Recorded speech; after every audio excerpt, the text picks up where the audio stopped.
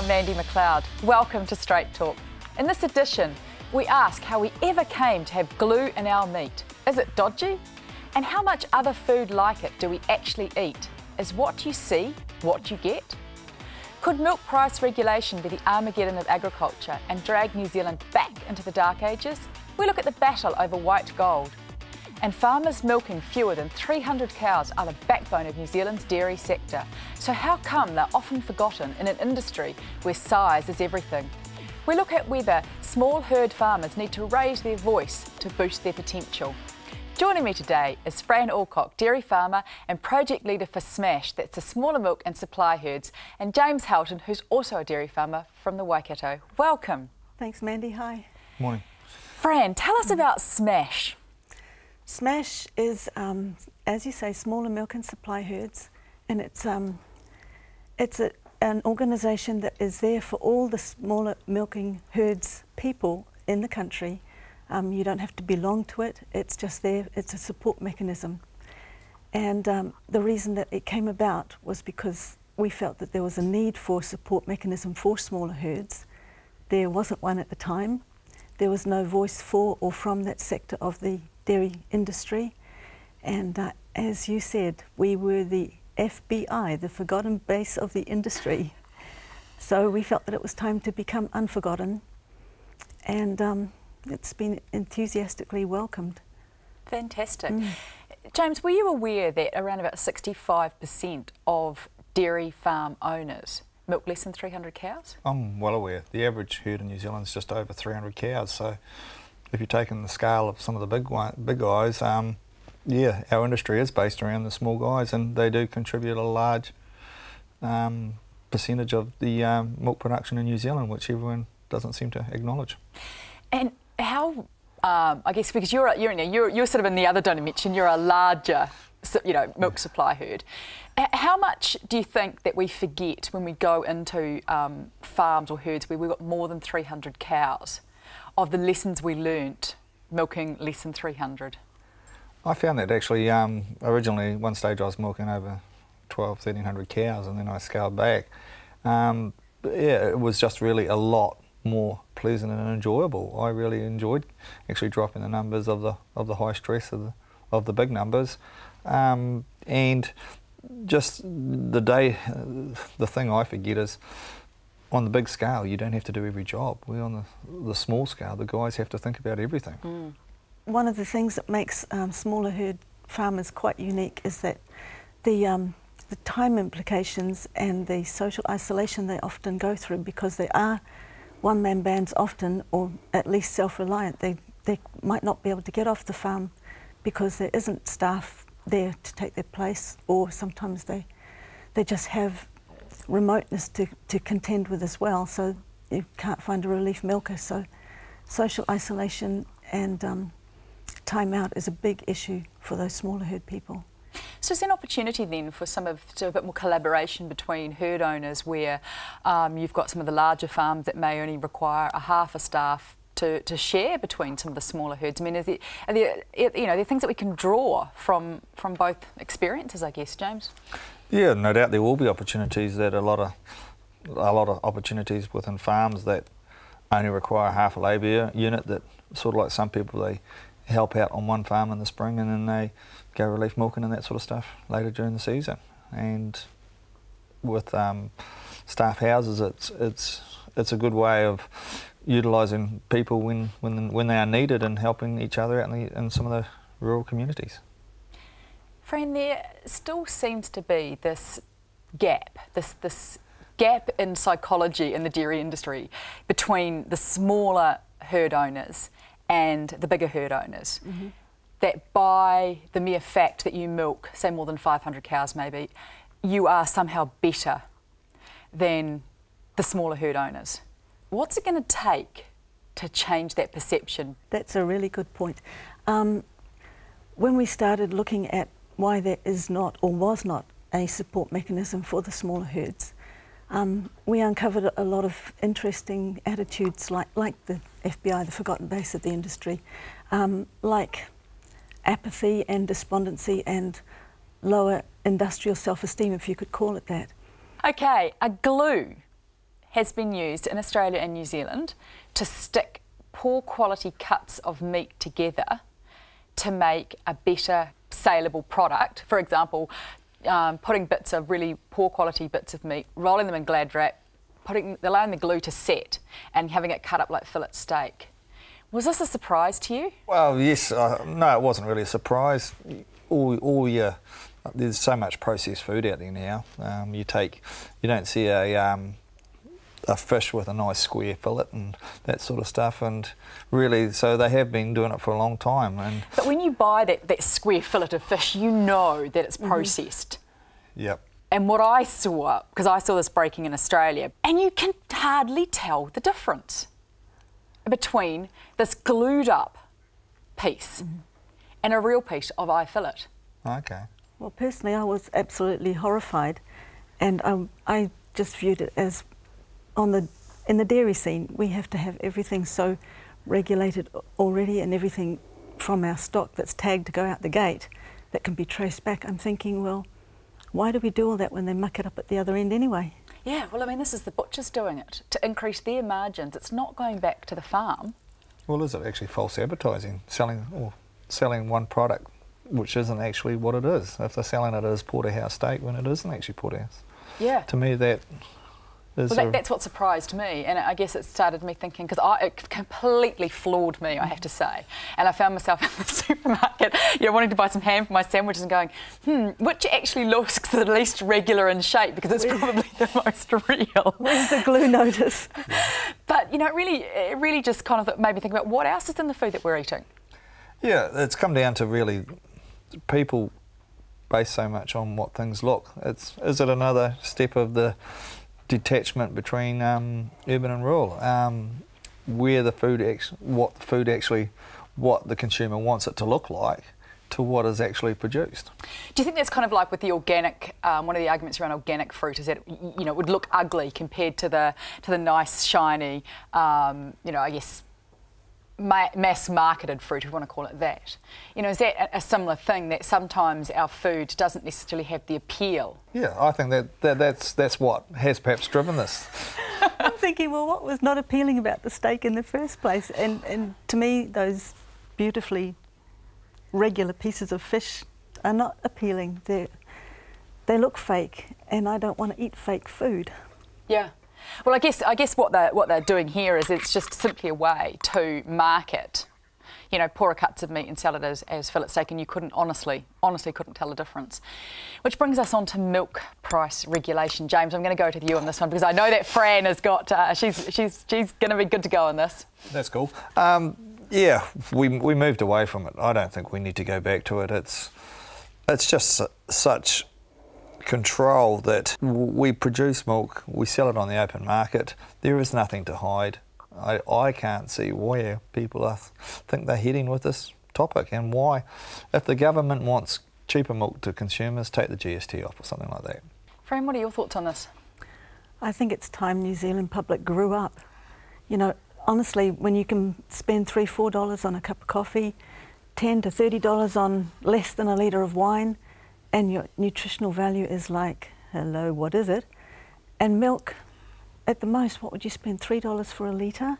And you've got an entirely balanced food. You can feed your family a liquid form of it or use it to cook with. And I'm thinking, what is wrong with New Zealand or New Zealanders that they just will not give up on this price of milk thing? Let's get serious. Is that the only thing that's worrying them? Then we haven't got much to worry about. What do you think's really behind this? Is this a Fonterra, someone's having a crack at Fonterra, or is this really a concern about the food? Because I'm looking at the press and I'm getting lost. Yeah, I totally agree. I think they see Fonterra as a corporate and they're trying to knock it off. To me, the hypocrisy is you buy a bottle of water and that's dearer than milk. So, hell, where is the truth in that? Yet the consumer's not jumping up and down about the price of water. Or coffee, or wine. Yeah. So what is it with the milk? Yeah. I don't understand what has got people's goat about this whole thing. And as far as regulating it goes, well, would they regulate anybody else's industry? Why are we being targeted? I would agree also like entirely. to know the truth. And I think I'm going to go to break on that one. What is it with milk? Coming up after the break, with Crayford Farms still attractive to Chinese ownership, how do receivers actually operate? We talk foreign ownership and farms. The Minister of Agriculture launches Farms Online, a web-based tool designed to help farmers in the event of a biosecurity catastrophe or national disaster. We discuss the pros and cons. All this and more after the break.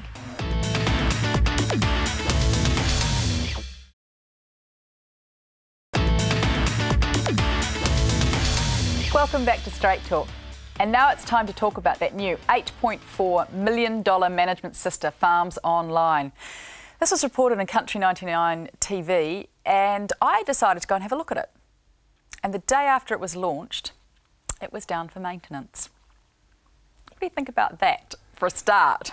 What's it costing, and how's it going to help the rural community? Well, with $8.4 million is what it's costing, and it's designed for us to all put our details in so that we can contact it in case there's a national disaster or catastrophe. To me, I guess it felt a bit like Big Brother. Fran? Well, I think Big Brother's been watching us for quite some time in a variety of places, and to be honest, I'm not familiar with the Farms Online, but the rest of the information is already there everywhere. We have to fill out so many forms, and we're so controlled in a lot of ways that I'm not surprised that they're going to bring it all together, but it is kind of a shame that it's down the first day. Yeah, I thought it was kind of ironic, really. Interesting investment. Especially considering it's supposed to help with a national catastrophe or disaster. Exactly. And I guess what prompted me to think about it is with the rural support trusts, you know, one of their roles is to be involved in national disasters and catastrophes. So that brings in federated farmers, it brings in, civil defence, it brings in, the environmental agencies and that. So I'm kind of wondering what information is actually missing. And if we have a catastrophe like down in Christchurch, for example, won't our systems go down? Exactly, and most natural disasters, the internet doesn't work and that sort of stuff doesn't really work. So really you need people driving up driveways, knocking on doors. And how accurate will it be in 5 years, 10 years' time? Yeah. Well, I just thought, really, $8.4 million. I think the communities have a network of who's in the districts and who can help, and that's the best way to operate. So it might be better to improve the neighbourhood support type systems that are more people-based. I'm sure the Rural Support Trust could have done with a chunk of that $8.4 million. Absolutely. Now, moving on to Crayford Farms. Chinese are back. Interested in them again? Fran, why do you think, apart from the obvious, because we're God's own, that the Chinese are so interested in buying up in New Zealand? This is just my own thoughts, is that I think they probably got very badly hurt out of that melamine scenario, and I would be looking for a place to grow good food and good... Well, when you think about it, it says everything about clean, green New Zealand, doesn't it? And to heck with the dirty dairying, because why would they invest here if it wasn't the best thing for them and the best place to grow good food for their children? That's basically what they're looking at. That's what I believe. Do you think, James, it's a little bit like the Japanese were in the late 80s, early 90s, where they were buying up farms for golf courses, and there was quite a hue and cry about that. Is this just another cycle in that? No, I think this is a long-term direction. That China has actually bought a lot of farms in a lot of countries overseas, vast land in Australia and Africa and South America. So they just want to, I think, help secure food for their people, and it's an opportunity. At the moment, we're selling, Fonterra's selling milk into China, but there's an oversupply of Chinese milk within China. So that just shows you how the consumer is so scared, and they want to know, if you're only allowed to rear have one child, they want to make sure that that child has the best opportunity and not risk it with the risk of milk coming from within China. And isn't that ironic, because eventually they're going to have a population crash where there's only men in China with no women? That's... So maybe it's going to be, like that population growth that we used to, study at university is going to be just like a chop where all of a sudden there's all these boys and no girls. Now, I wanted to just talk about the process of receivers. Because, James, I understand you've had a wee bit of experience in that area. What do you think the receivers are actually looking for? I think receivers are looking for someone who can basically not just buy it and reap it and move on. They're looking for someone who's going to basically take care of it and be a positive influence on that business for the next, as a long-term investment, not a short-term investment. We know that our New Zealand-owned Allcock farms put up money to buy it. Surely that would have been, even though maybe the money wasn't strong, surely that would have been a very sustainable, good for our country option? I really have got no idea. I've got no thoughts or comments around the whole thing. I've just been a silent observer. A silent observer, yeah. So it doesn't worry you either way, whether it goes to Chinese or whether it goes to the Japanese or whether it goes to... Well, yes, I would like to see New Zealand land owned by New Zealand people, but that's not always going to be the case. It isn't the case now. Would you sell your farm to China? No. Do you think? No, but then would I sell it to any other nationality? Yes, and I do agree. I'm not being xenophobic. I guess it's no, just... No, I know, but it's a question the country needs to ask itself. Another thing you've actually got to consider is if a bank comes in as a receiver, where is that bank operated? Yeah. And where the head office and where are those decisions made? That does have a big impact. Some of those decisions on some of those big so-called risks will actually not even be made in New Zealand now, with all our banks coming from overseas. So we're just pawns in the game, really. When it comes to receivership, the decision most likely could be made overseas. So we would like to see them stay in New Zealand, but some of those banks are just looking for the dollar too. How many receivers aren't banks? The process depends who initiates the process, really. Right. But generally the banks have the majority interest. Yeah. And are they looking at, you know, because there surely would be an argument at the moment for some of the farmers that went into receivership in, say, 2009, Yep. Now we're at an $8 payout. Some of those farms would be able to cash flow. Many businesses go into receivership and come under that control, and then the banks, they trade out of their problems, and then the banks they get released back to the owners. Oh, so that actually does... That does happen. The goal of the receiver is to basically maximise the opportunity for all, really, I suppose, maximise the chance for all the creditors to be paid and maximise for the original owner to get the maximum out of the business, whether that means he continues the business or doesn't. Those decisions happen as time evolves. There is no set agenda at the start of a receivership. It is a process. Yeah, that's interesting. I was speaking to a real estate agent just recently, and the farm sales this year have been completely stopped. Yep. Even compared to our pre-boom. I believe in the Waikato we're looking at 10% of farm sales this year versus what it was 10 years ago. What's happening there? Fran, why aren't people buying our farms? Caution, Yeah. I think. Just caution. Yep. Just waiting to see what is going to happen. That's all I can think that it would be. Because obviously dairying is still a good industry to be in. But I think it is probably just caution. Yeah, caution. Well, the people who wanted to seize opportunities 3 years ago, the banks gave them those opportunities, and now really it's come down to a situation where the ones who want to stay, who aren't looking at growing, who have perhaps the assets that could do it, like our 65% small herd owners. yeah, like all the small guys who don't want to go bigger. They've got the opportunity, they've got the equity, but they don't want to do it. Now all the guys who seized that opportunity 3 years ago, and whether they have overcommitted and created, and they haven't got the leeway and the firepower now to do it.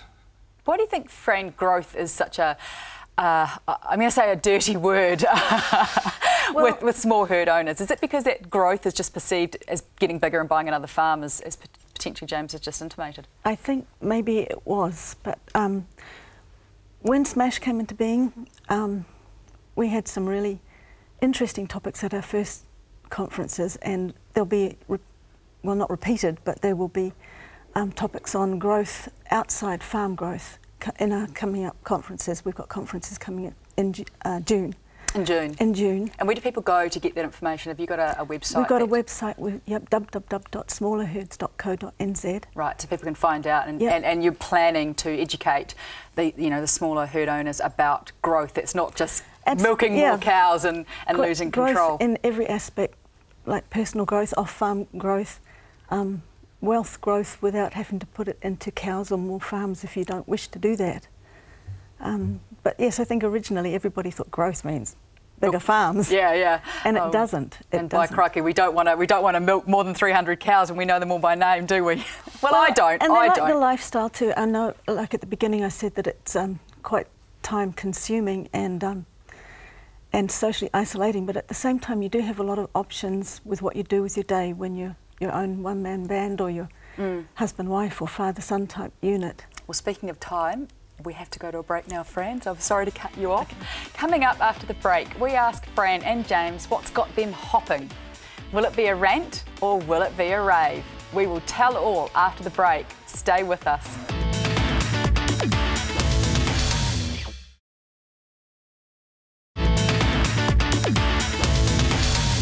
Welcome back to Straight Talk. Time now for our weekly rant or rave. Fran, what have you got for us today? What's got your goat? What's got me hot under the collar is coated seed.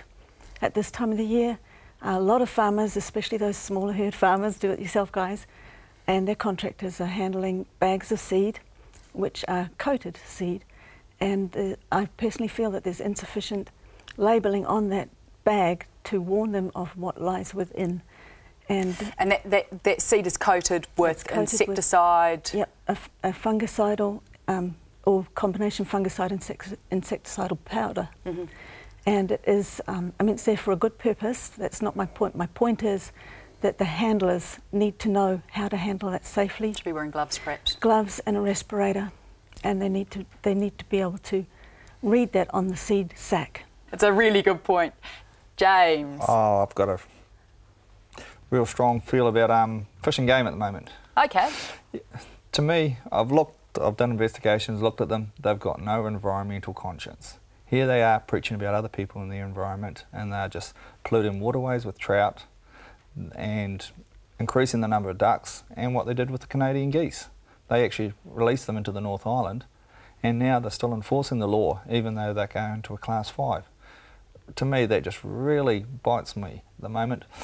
The farmers are feeling the effect of those pests that they introduced, but they're still trying to lay down the law and limit what the farmers can do to actually control those pests. Yeah, it's very frustrating, isn't it? It is. That they've somehow become our environmental police without having, similar policies in place. To me, they're infecting waterways with trout, American rainbow trout from America, and they have legislation to protect them. Where's the fairness in that? Oh my goodness. It just doesn't sound very good at all. Well, I'm following on from you with a rant. I was just reading in the Straight Furrow yesterday about a couple who've come over from Australia to speak at, I think it was the Martin Meat and Wool Field Day. Father and daughter. They have a very, very successful beef operation in South Australia, and they have a no-women policy when it comes to succession and on-farm. The daughter knows very clearly that she has no future, no role in the family farm. She will get an education, and that is her cut of the estate. The wives of the boys, even his wife, are not allowed on the farm or in the office or to have anything to do with the farm in case they start complaining about who's got the better kitchen. And you can believe it, Fran. And I am just aghast that this couple can, that these people can come over and talk about this as a successful strategy for succession. Shocking. Makes for good conversation. Well, doesn't it? I guess that's true, Fran, but I just read this, I was appalled. Who are the people who picked them? To me, they need to be looked over properly, because to me it's... Are we back in the Dark Ages or what? Well, is this a cultural thing or just in this instance? What is? Oh, well, I hope it's just in this instance, but with Australians, who can really tell? I just thought it was just... Anyway, that was my rant, and it was like a big one, because I just thought how odd. I mean, it seemed to me that it was almost a, going back to the Dark Ages, and I mean, I believe that even the royal family are looking at their succession strategy, moving away from primogeniture, which is the firstborn son gets the crown jewels, so to speak. So, okay, that's all we've got time for. Thanks so much, guys. That wraps up our latest edition of Straight Talk, brought to you by Straight Furrow. I'd like to thank my guests Fran Allcock and James Houghten. Thanks to you too for watching. Remember to check out my blog online at country99tv.co.nz. I love hearing from you. Catch you next week, and in the meantime, keep on talking straight.